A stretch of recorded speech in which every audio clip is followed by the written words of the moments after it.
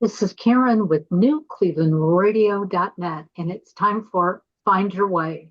It is our new podcast, and we're dealing with grief, all kinds of grief, because, there is no one scenario for it. Uh, Previously, we had a podcast called Grief Belief, and so we have sort of morphed into this new situation with our new host, Alison Pena, and her co-host, Kristy Anderson. And I'm Karen Hale. I'm a life coach and the producer of this show. Today, in this episode, we are going to talk about the heartbreak and loss. And let me tell you, there is a lot of heartbreak and loss with grief, but we all experience it differently. We're going to be talking about our personal bereavement. Since the passing of my husband just a couple of weeks ago and Allison's mother in the last 3 months. So this is going to be raw, it's going to be fresh, it's going to be real. Kristy will be offering us her coaching expertise.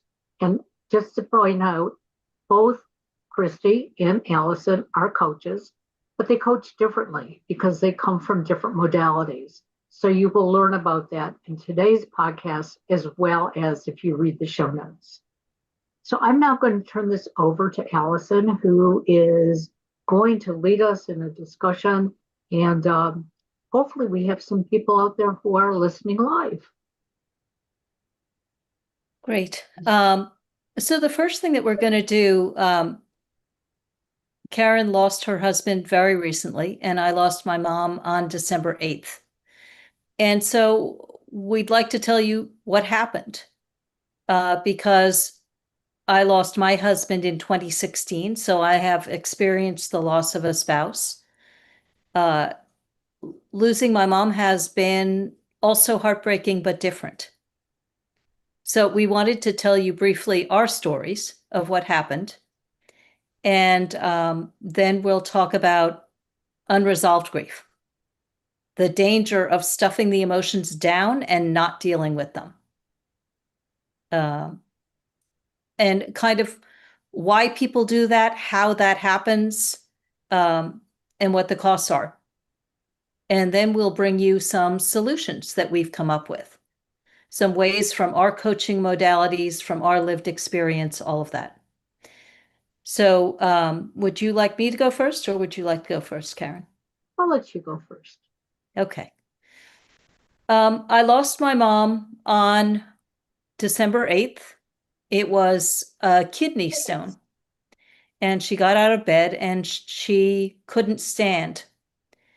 And so her husband called the ambulance. They live in a retirement community, and the ambulance came, took her to the hospital, and they were going to send her home. They checked her out. They were like, all good. And her husband said, but she can't stand.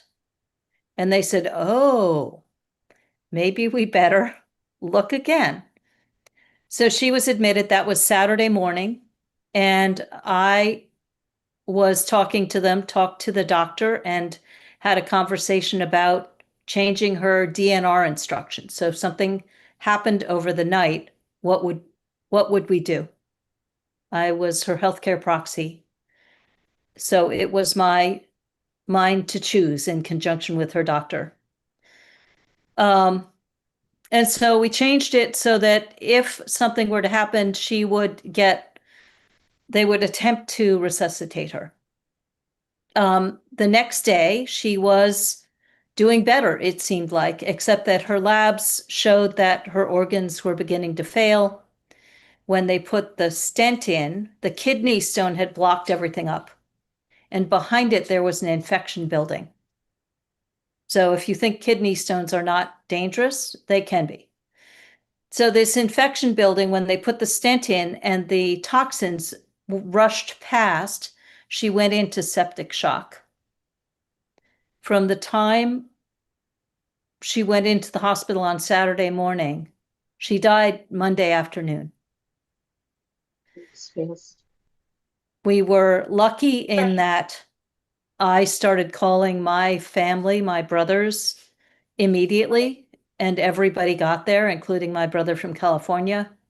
Some of the grandchildren were able to get there. We were all around her bed when she died.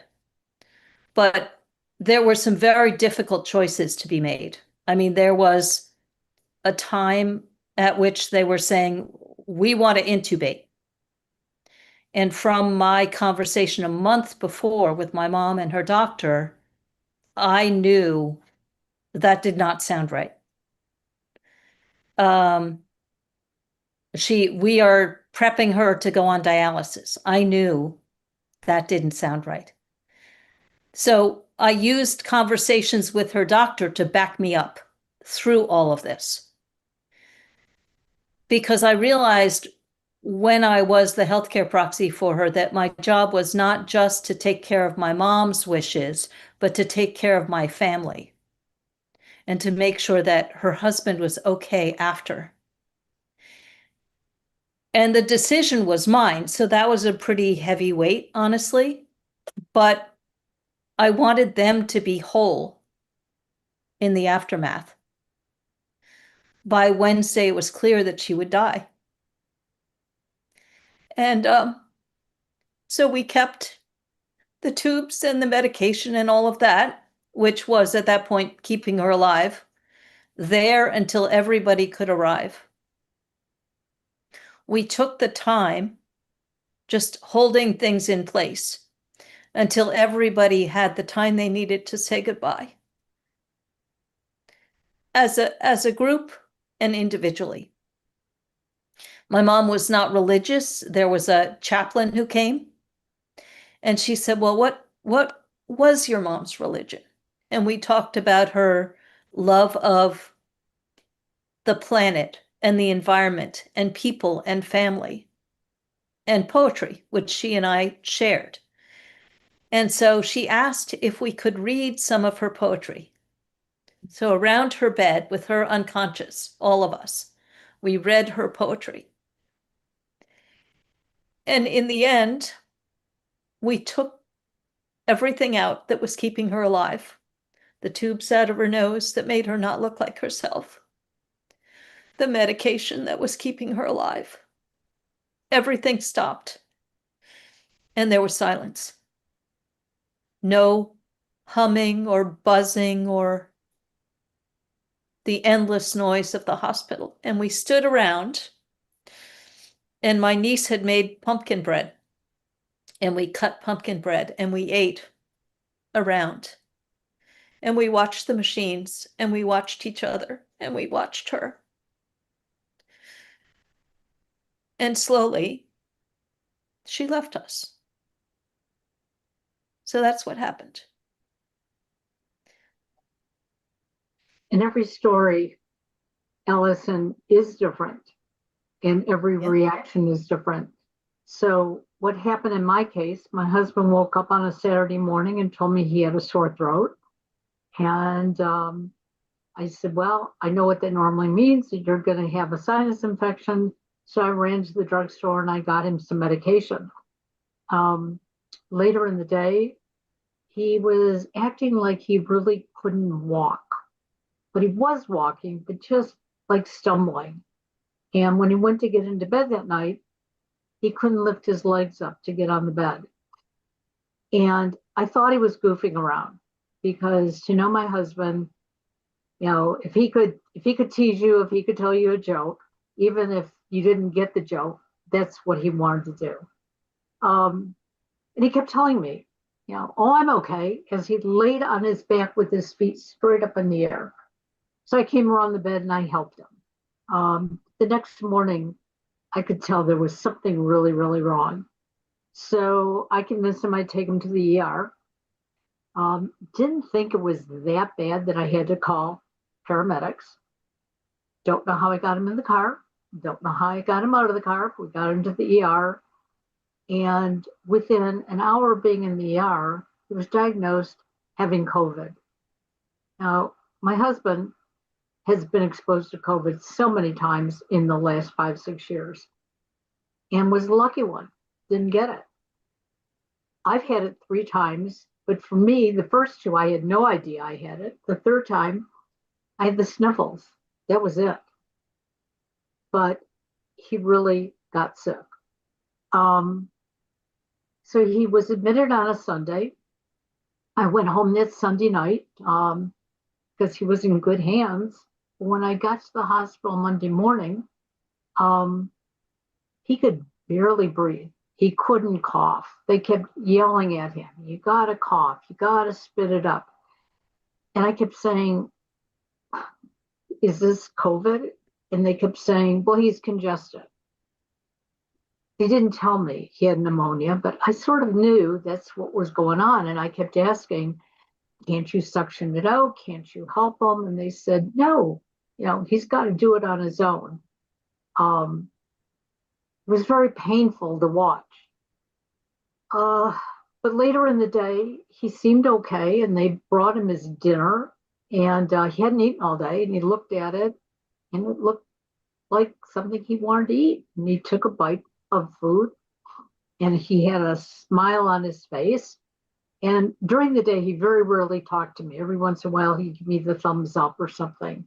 Although when the neurologist had come in to examine him, when the neurologist asked him who I was, he said that I was his wife, so he knew who I was.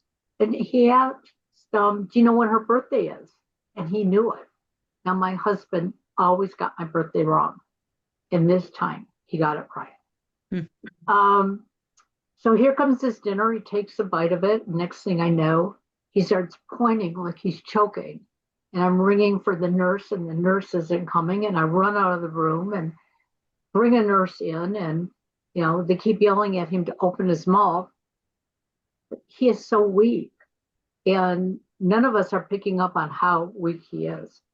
So they push me out of the room. They aspirate. They get this out. They call me back into the room. And just as I come back into the room, he went into cardiac arrest. From that point on, he never woke up. He went into a coma. He had a living will. That's not the way he wanted to be. The doctors told us that we had 24 to 48 hours to see if he'd recover. But they kept implying that he lost oxygen for at least 10 minutes. So they didn't know what that was going to do to his brain. And like your mom, when we saw his blood were coming back, everything was off the charts, abnormal. And that worried me even more than the oxygen level. It's like, if he comes back, like, what do you treat first? And they talked about dialysis because his kidneys were failing. Yep. And I kept thinking, this man does not want to come back hooked up to a dialysis machine and maybe not being totally aware of where he is. It's funny how you pray for health, but at the same time, you pray to see him go in peace. And it took a full week. He went into hospice care 5 days later. Because of the big snowstorm that was coming, they couldn't transfer him. So my son and I made sure we were there on that Friday and Saturday. That Sunday, we couldn't drive anywhere. But they told me he was holding his own. And again, what does that mean for him and our future? The next day, they were preparing to send him over to the hospice house. And my son and I were 5 minutes away when we got the phone call that said, "Please come back to the hospital." Not that I want to scare people, but I want people to understand that when you're with somebody when they die, because I was with my mother when she died, it was very peaceful. We saw how she went. We closed her eyes. We did all that comfort. But when my son and I came back to the hospital, even though my husband had been cleaned up and they put his baseball cap on, he kept his jaw wide open. And so we saw this gaunt face. I mean, he lost everything within an hour. I said to the nurses, you never should have left him that way. You should have closed his mouth. You should have brought the covers up more, but you didn't. But this is the vision that my son now lives with. We asked the question, why? We're not going to have an answer. Unlike you, Allison, and we've talked about this offline, my grief is I'm walking around like an ice cube. And I'm not preventing people to penetrate through it. Nobody seems to be able to. Now, I had a couple tears the other day and I got all excited about it because I felt like I'm finally mourning my husband. But I joined a group online, and what the group has taught me is, Karen, you are crying. You just don't see the tears, but you feel them inside. And so it's painful, but it's life. And I'm blessed that I had him for 42 years. Yes. Can I just say real quickly, I just wanted to say to both of you, thank you so much for just sharing your stories and being so transparent about them and sharing your heart.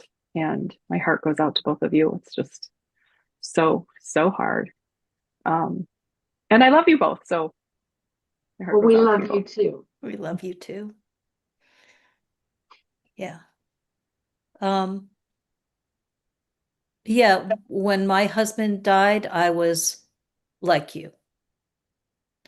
And I'm finding my mother's dying is different. It's grief, but it's not with me every minute of every day. It's with me in shafts of pain. Doing something we used to do together. We used to do open mics together. And the last month I did the first without her, and this month I'll do the second. But what I wanted to talk about now, so these are two different experiences of grief, two different relationships. And so every person grieves differently. Every relationship tends to have some common elements, but be different, right? So what are the reasons, to the question to the three of us, why people stuff emotions down? And that creates unresolved grief, which Kristy is going to help us in this conversation. Yeah, good question. So I think that we've been taught a lot throughout our lifetime about grief and how to deal with grief. And that's where we pick up most of how to deal with it. And unfortunately, the people in our society, our parents, everybody who's taught us everything, while meaning well, they didn't know how to do it. And so we've picked up a lot of myths about grief, and those myths keep us stuck in not being able to resolve our grief. So, and there are all kinds of things that can do that. But I think a majority of that is just what we've learned. It's learned from society. It's learned from our parents. And again, I want to be very, very clear that nobody's out to hurt us here. They're not trying to hurt us. It was just what we learned. It's what they learned, and they pass it on knowingly or not knowingly. So I think that's a big part of how we've learned how to manage grief. And oftentimes that's just not a great way. A lot of myths around grief, especially one of them that I know I struggle with personally is isolation. I was just talking to Karen recently and just told her I'm cocooning again, which I know is a red flag for me. Like, okay, there's something wrong. If you're doing this, something's wrong. But I didn't know that before. I just thought people grieve alone. That's what you do. You grieve alone. But it's not necessarily, sometimes we do want to grieve alone, and sometimes that's fine. But when it becomes a place where you're instead of managing and dealing with your emotions, you're trying to hide them. That's when it becomes a problem. Yeah, I want to lift up two things that were said. So Karen said that she went on the online group because she wasn't crying. And we discussed offline the should of crying. When you're grieving, you should have tears. And Kristy, when you're grieving, you should isolate, Isolate. grieve alone. And so these shoulds, the things that I've experienced myself and heard from my clients, is living for the children. So I'll put off the grief until the children can handle it or are out of the house. Can't handle it right now. I'm going to put it off until I can. The problem with that is grief is like a mosquito in amber. So if you refuse to deal with the feelings and process the grief, that creates unresolved grief, and then that grief gets frozen until you deal with it. What that means is 5 years later, you come out and, okay, I'm ready. Nobody's listening because you've been operating from the outside world. When you stuff down feelings, it cuts off anyone's ability to help, which is what you were saying about it's okay to need some solitude, but it's also necessary to have it not become a habit. Yeah. Like embedded. One of the things that you just brought up, Alison, is that we sometimes hide it, not on purpose, but we're trying to protect those around us. And as many of our listeners know, my youngest son, who is a young adult, is trying so hard to be there for me, but he's broken because he's lost his dad, and very, very difficult for him. He and his dad had this very strange relationship. They're both on the spectrum, and so much alike, but yet so different that they would go head to head a lot. But in the last 6 months, they were starting to grow to really understand each other, and so extremely hard for my son. And on top of it all, he has started a new job, and so he's trying to be the good soldier for mom, good soldier at work.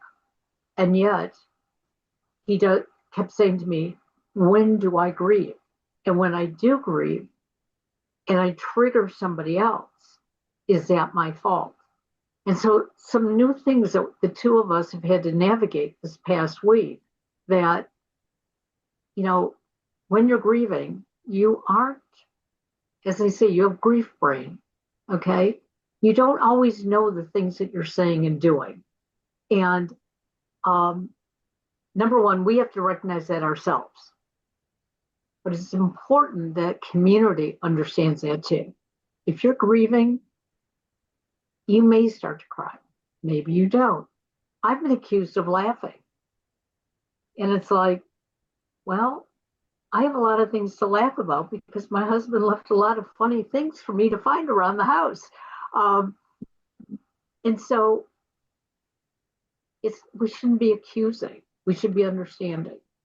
And that's the difficult part because, as you said, Kristy, customs have taught us certain things. You should be sad. You should be crying. Depending on your religion, maybe you should be wearing black or whatever. But we have to do what works for us. And that's one of the things you taught me last week, Alison, that I'm grieving right because I'm doing it. Yep. I think that everybody has a different style of grieving. If you're the type of person, clearly it doesn't take much for me to cry. I cry really easily. I've been that way my whole life. So, for me to cry when I'm grieving that's normal, of course. The problem arose when I lost my dad, and I did not have a good relationship with my dad. So I didn't feel like I should be sad. This was before I was a grief recovery specialist. So I didn't understand. And I just thought, well, I don't have any right to cry. I didn't have a good relationship with him. So I didn't let myself cry. I literally would not let myself. When I felt like I wanted to cry, I would stuff it down. I would stuff it away, stuff it away, stuff it away. And that's not like me. I cry really easily. Do you know what ended up happening to me? I ended up, about 3 weeks into this, I ended up with hives from head to toe that would not go away. I was to multiple doctors trying multiple things for over a month. And one day, I don't know why I thought this, because remember, I had no idea about anything grief. I had no training yet. But I thought to myself, I haven't let myself cry since the day he died. Maybe I should just let myself cry. So the next time I felt like crying, I let myself cry. And I started to do that. And do you know, those hives that I had had for over a month, nonstop, went away, and they have never returned. And it's been 6 years. So if you do hold on to that, if you do push away all of your emotions and don't allow them to come out, they will come. That energy, that all of that, you store that in your body, it's going to come out somehow. So allowing yourself to have the emotions when you have them is important. And if you're not a crier, that's okay. That doesn't mean you're not grieving. It just means you grieve differently and that you don't cry. And that's all right. There's nothing wrong with that as long as you're not stuffing the emotions away. Yeah, I'm the natural caregiver in my family. I'm the oldest first, so the oldest tends to be caregiver. But I'm really, it's something I'm exceptional at. And so I was caring for everybody, caring for everybody, caring for everybody. And my best friend said, I think you're grieving harder than you know. Because I couldn't actually observe that I was. I just was unaware. And because she's experienced grief in her own life and has lived experience of this, I was like, I can't see it, but I will trust that you know what you're talking about.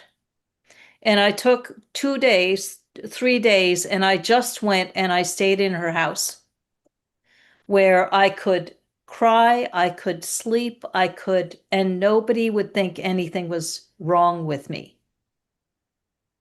I was just doing what I needed to do to take care of myself. I left my boyfriend. I took care of nobody but me.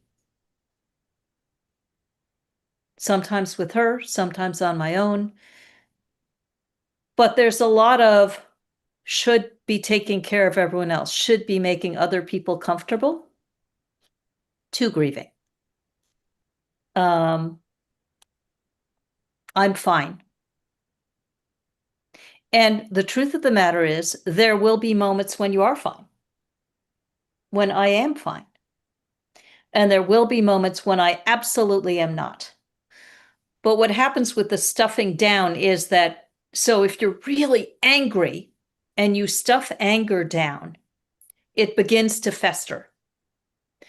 And eventually there will be an outbreak of the anger. It will do a jailbreak, and it will come out in lashing out in some way that is either inappropriate to the situation, like at work, or outsized, much bigger than whatever happened. Someone didn't put the toilet seat down and you blow up. And in the normal course of things, you wouldn't, except the anger has been stuffed. And that's how it shows up. And what that does is it breaks relationships. So unresolved grief can have impacts that go way beyond what happened, what you're stuffing down. You know, and it's interesting because you and I talked about this on Monday. my son went back to work on Monday.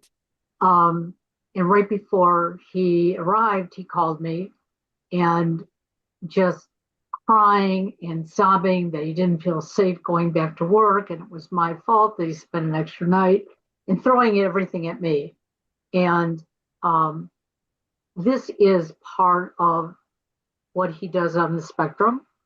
He's fine, fine, fine until he builds up, and then he just has to explode. And I knew this. I knew it deep down, but instead I fought him. And before I realized that the two of us were just yelling at each other on the phone. I don't know what he said. He didn't know what I said. And I know we were saying nasty things to each other.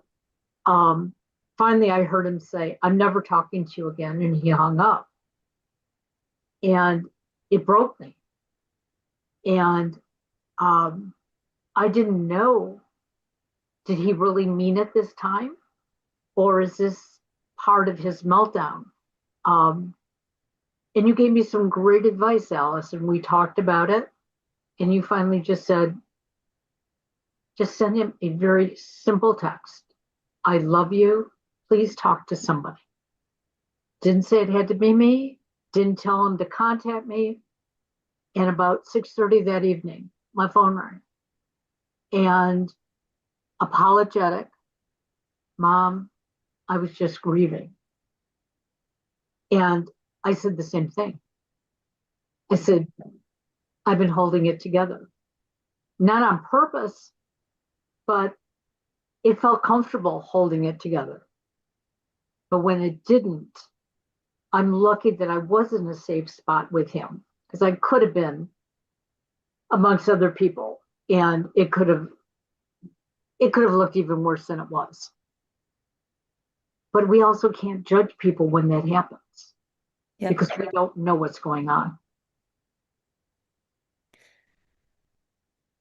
Yeah, there's a myth that we need to grieve alone, and that we are protecting even the people we love from our grief.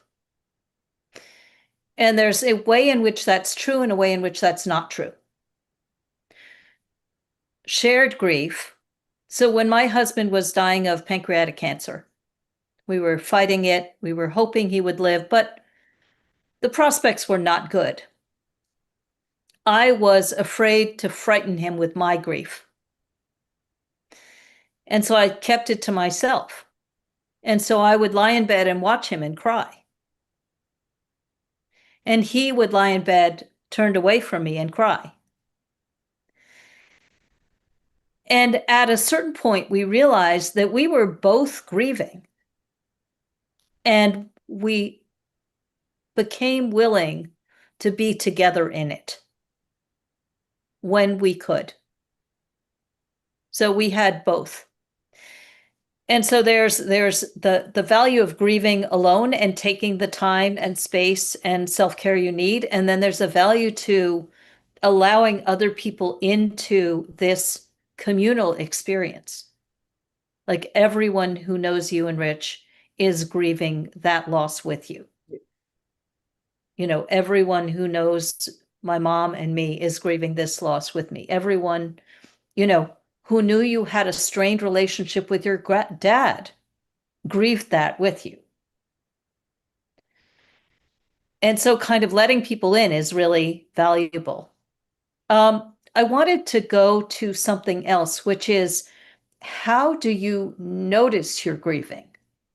Because for me, at least, my assessment of how I'm doing, since my best friend had to say, you know, you're missing it.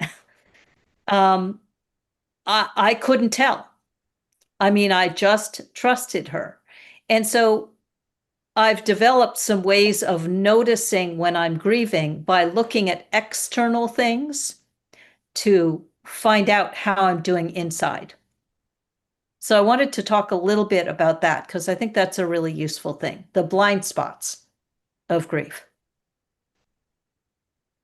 So give me an example of what you mean by that. So, for example, Since my mom died, I have been not always remembering to eat meals.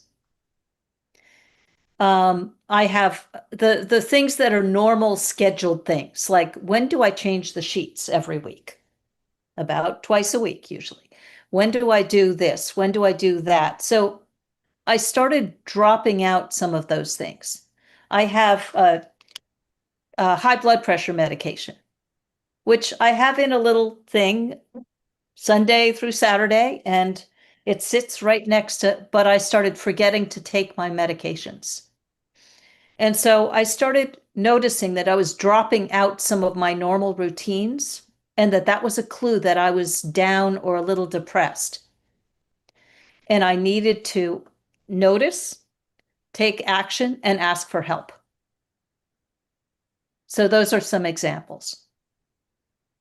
So one of the things that I noticed this week, my oldest son has been coming in every weekend and helping me resolve, which car I'm going to keep, making sure that my budget is right and everything else.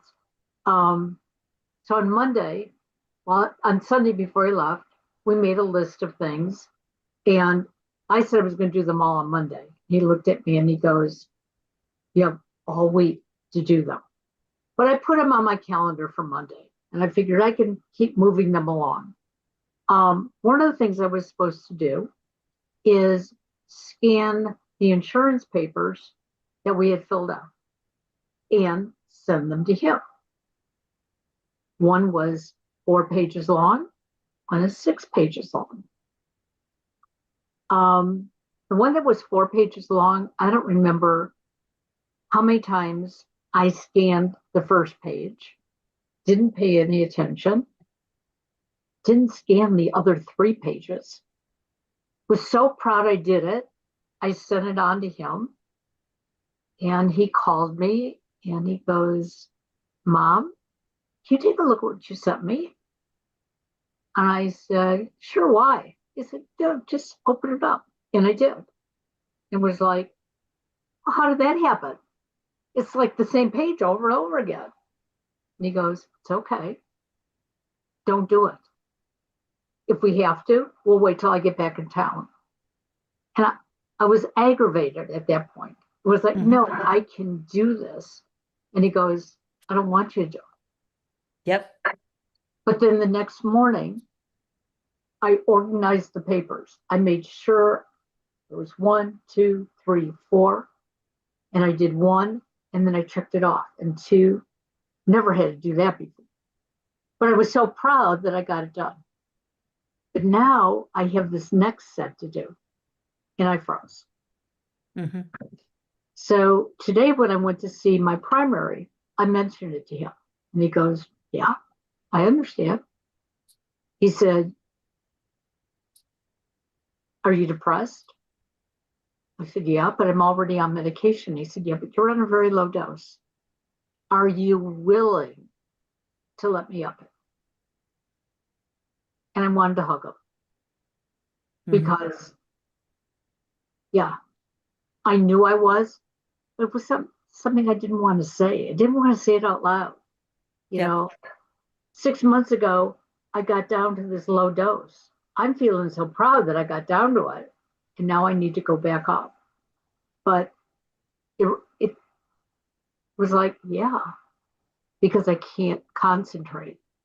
And it's scary because you wonder, what else are you missing along the way? Yeah. That sorry, Alison. No, I was going to ask for your perspective right now. I was going to say that that whole brain fog that happens, the grief, I call it grief fog, is so intense, or can be so intense. And it's not necessarily a one-time thing. Like, it can happen and then lift and then come back. I know that for me, when I lost my mom, my dad, my daughter through estrangement, that grief fog was so intense. Again, this was all before I became a specialist, so I didn't know what was going on. I actually went and took 3 different classes on early dementia because I thought that I was going into early dementia. Yep. And it was grief. It was grief. And that's when I know. That's like, as soon as my brain goes into this, like, I don't remember what's happening. I can't remember words. That's the big one, is every other word I'm struggling to find. Then I know, oh, there's something you're grieving. What's happening right now? What's going on? And oftentimes it's like an anniversary date's coming up, like my daughter's birthday or the anniversary of my mom's death, and I'll be like, oh, that's why I'm struggling with words. And at least that gives me some, like, okay, this is normal. That's another thing, people, I want to just mention real quickly. Grievers are not broken. They don't need to be fixed. They're grieving. It's okay. A lot of times people feel like, what's wrong with me? What's wrong with me? You're grieving. It's okay. You're doing exactly what you're supposed to be doing right now. The fact that you've got grief fog, it's normal, and that's okay. And it won't last forever. It may come back, but it won't last forever. Absolutely. I mean, it just kicks in, but being able to observe and know your own routines and your own patterns and your own ways of being can enable you to really identify normal and not normal behaviors when they come up because you're grieving. And that's really valuable, because knowing you're fundamentally okay is a big deal. When my husband was dying, I knew that if I didn't sing and write, I would not be well. Those are how I stay healthy, some of the ways I stay healthy. And so I'd always wanted to be in group cabaret show. And in the 11 months when my husband was fighting pancreatic cancer, I did 2 cabaret shows, including one that was 4 days before he died. Oh, no. 4 days.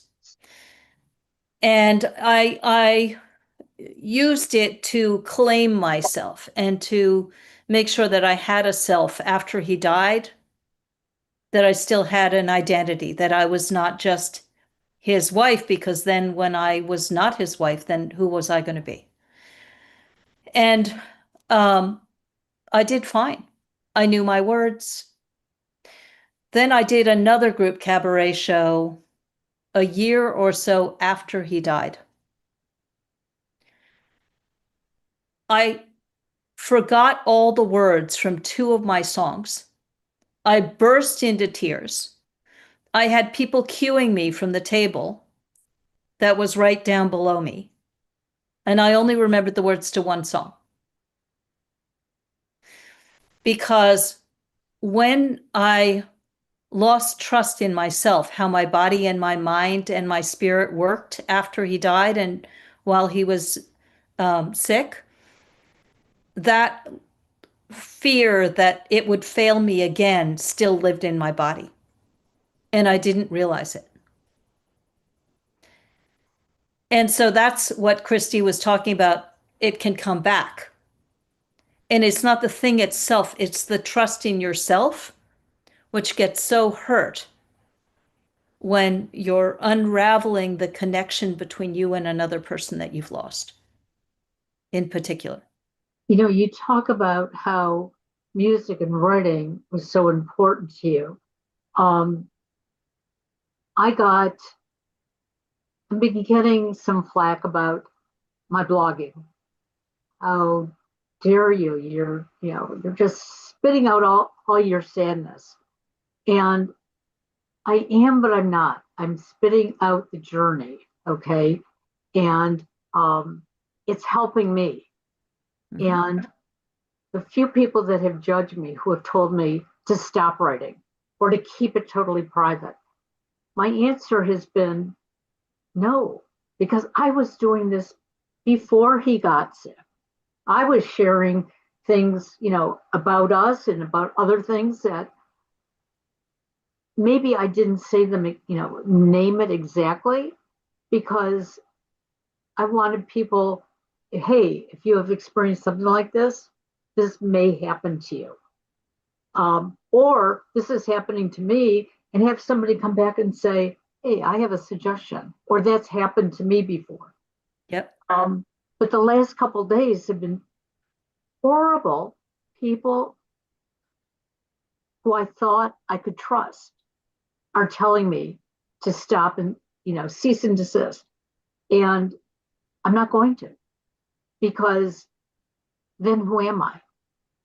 And as I keep saying, if you don't want to listen, if you don't want to read, move on. You don't have to. And sure, I'm retelling my story like you're retelling your story now. And interestingly enough, 6 years later, it triggers Kristy and she retells her story. It's okay. We're open to hear somebody else's as well, because maybe it'll help us. Exactly. Everyone grieves differently. So is there sort of from the episode or from your life or from your coaching, and we all are available to help you individually. If you look in the About Us, you can find us and more about us. But kind of to close out, what I wanted to do was to ask you, is there a tip or something that particularly stood out from this episode that you think would really help our audience?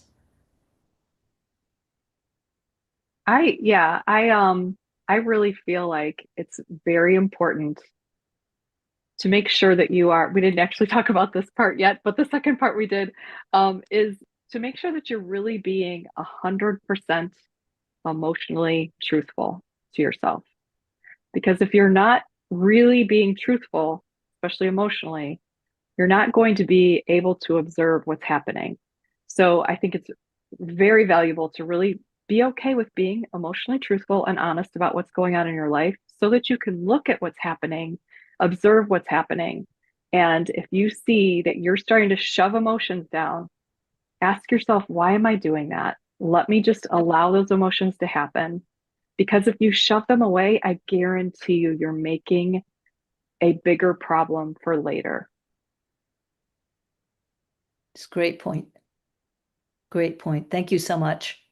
And I think it's okay to be vulnerable, because when you're being honest with yourself, in the 2+ weeks that I've been going through this, there are moments that I really feel okay. I like being alone in my house. I like the fact that I've been able to purge things in the office. But at the same time, that doesn't mean that I'm not missing my best friend, the guy that I thought I had another 10, 20 years with. And it's okay to talk to that person. It's interesting. The other night, my oldest son called, and as I picked up the phone, I was talking out loud to my husband. And Steve says to me, "Mom, is that the TV?" And I said, "No, TV's not on." He said, "Oh, do you have somebody there?" And I looked around the room. It was like, "Oh, yeah, I was talking to Rich." And he goes, "Oh, I'll call you back." And he hung up, and he gave me that opportunity to, either continue the conversation or grasp it. He didn't call me back that night. He gave me grace. And the next day I texted him and I just said, "Thank you," because I wasn't finished with my conversation. So do what you need to do, and you could be still talking to that person 10 years from now, 20 years from now. As I've said, the path I'm taking him with me. And I'm sure in many ways you're taking your mom with you when you get on stage and do your poetry nights, because that's something that you shared. So don't give up the things that are meaningful. Yeah, I love that. I really love that. Giving grace to do what you have to do and be how you need to be is really so important. So I was asked to choose some poems of mom's for a magazine, Terry magazine. And while I'm published in 3 books, I haven't had poetry or prose published in magazines. My mom did. She had 5 or 6 done. So I went through about 150 poems of my mom's with some tears, and I picked out 5. And I was not going to do anything for this magazine, even though the invitation was open, even though it would be my first being published in a magazine, which would be exciting, which my mom would love. I was like, well, do I have a right? Can I take that space? And she wrote back and she said, thank you for the poems. Looking forward to yours. And I thought, oh my gosh, because writing is a little painful. She and we did open mics together for 10 years. And so I said, well, what shall I do? Because it has to be about the river towns on the Hudson. And I thought, I have been doing an open mic with my mom in Sleepy Hollow, where she lived, for almost 10 years. The last time was November. So I'm going to write about us and there and honor myself and honor her and be published in a magazine. I love it. So there's Beautiful. a like, who am I alone? Who am I with her? Who are we together? And that continues. That continues. Yeah. I'm so glad you all were here. Karen, do you want to close out? Should I close out? I'm going to let you close out. You are the host. And I just want to say that I am so grateful to our listeners who have been asking us to share our stories. We will be having guests for most of our podcasts going forward. This is a monthly podcast, but occasionally, when there may be an extra 1 or 2, if we have a guest that we really want to focus on. And Alison, I think you have a backlog of people to start contacting. I do. So I echo, thank you so much for being here. Please like, subscribe, share. If this is useful to you, please keep following us. Please make sure you're notified when we come on, and you do you. You grieve your way, because however you're doing it perfectly. Thank you. Thank you, everybody. See you next